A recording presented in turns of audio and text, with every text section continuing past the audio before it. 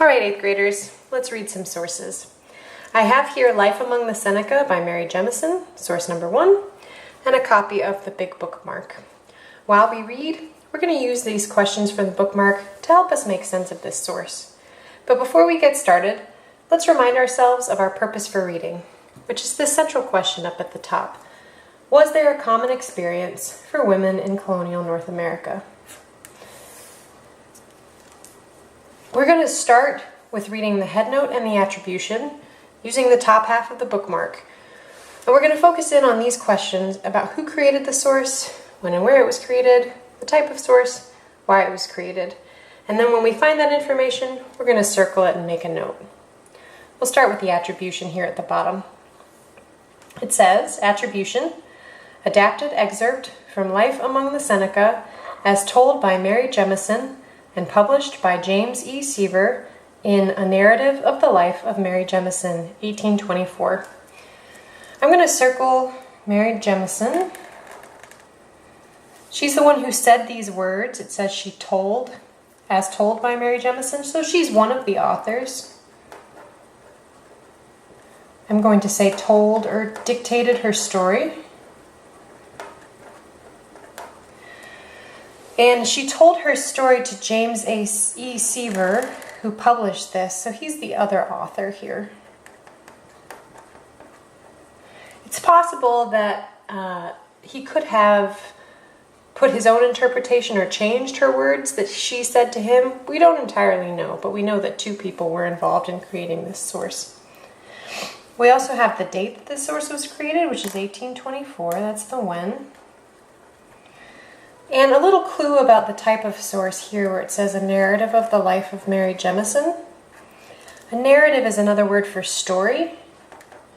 So the type of source is Mary's life story. Now it's your turn. With a partner, read the headnote and use these questions to circle information about who created this, background information about that person, and what else was going on at the time. Now it's our turn to the middle part, the actual source, the things that Mary said and that James Seaver wrote down. We're going to use this part of the bookmark to help us, and while we read, we're going to focus on these two questions. What people are mentioned, and what's the relationship of the author to those people, and what parts of the source tell us what the author thinks, wants, or experiences. When we find those things, we're going to underline them.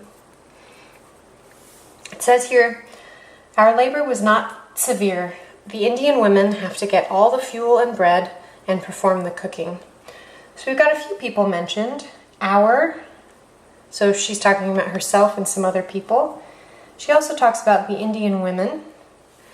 And she says, our labor was not severe. I'm going to underline that because that's what she thinks, that their work was not too bad. It wasn't harsh or hard. Their task is probably not harder than that of white women who have those things provided for them. I'm underlining white women here and also them. So she's referring to white women as them and says their work may actually be harder than what she did with the Seneca. She says, in the summer season, we planted, tended, and harvested our corn, and generally had all our children with us, but had no master to oversee or drive us, so that we could work as leisurely as we pleased. So she's describing some of her experiences here. She says, we planted, tended, and harvested our corn. So it sounds like they were doing some farming. And they had their children with them, with no master, and they could work as leisurely as we pleased. So they could work at their own pace.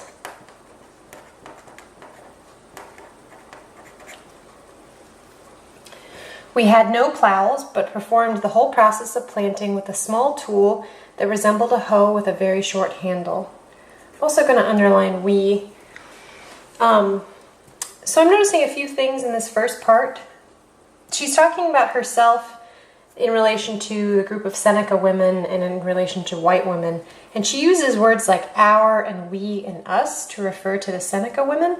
So even though we know from the headnote that she herself is a white woman, it sounds like she sees herself as a member of the Seneca people. We also learn a little bit about what she experienced, that she was involved in farming and planting. And she tells us a little bit about that work here. And then she tells us her thoughts about the work, that it wasn't that severe and that they were able to work at their own pace. Now it's your turn. With this last paragraph in the source, follow the same steps, underlining people that are mentioned and also underlining parts of the source that tell you what she thinks, wants, or experiences.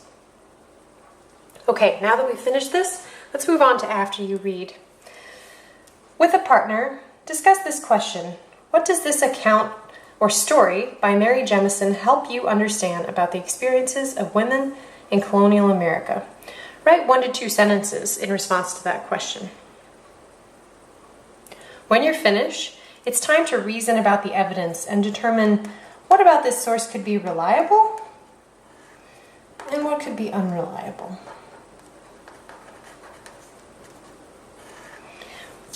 You can use the questions on the back of the bookmark to help us come up with, to help us reason about the evidence and to see how reliable this source is. So I'll start. One reason this source is reliable is that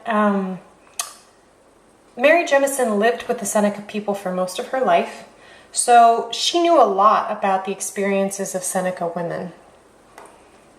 So I'm going to say Mary knew a lot about the experiences of Seneca women because she sees herself as one of them. She lived with them for most of her life and did the same work. With a partner, come up with one other reason why Mary Jemison might be a reliable source about experiences of women in colonial America. Okay. Let's move on to unreliable. One reason this source may be unreliable is the fact that even though Mary had firsthand knowledge of the Seneca women, we also know that this source was written by and published by another man, James Seaver. So it is possible that James Seaver could have included his own perspective in this publication.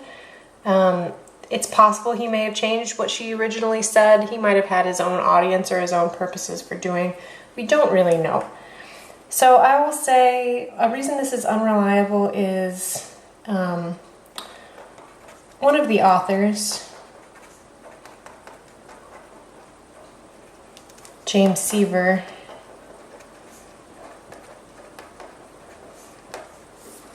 did not experience life as a woman or as somebody who lived with the Seneca.